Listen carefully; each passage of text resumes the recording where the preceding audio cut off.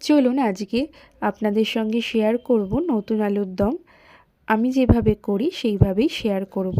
প্রথমেই নতুন আলুগুলোকে ভালোভাবে ধুয়ে নিয়ে সেদ্ধ করে নিলাম। এরপরে যেগুলো একটু বড় আলু আছে সেগুলোকে মাঝখান দিয়ে টুকরো করে নেব।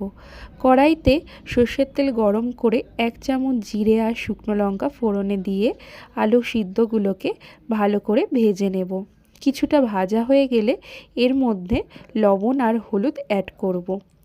আমি আলু সেদ্ধর সময় কিছুটা লবণ দিয়েছিলাম।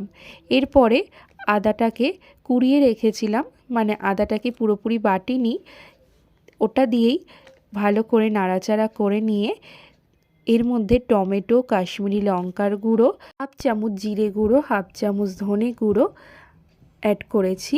আর দিয়েছি খুব সামান্য চিনি আর মটরশুঁটি অ্যাড করলাম।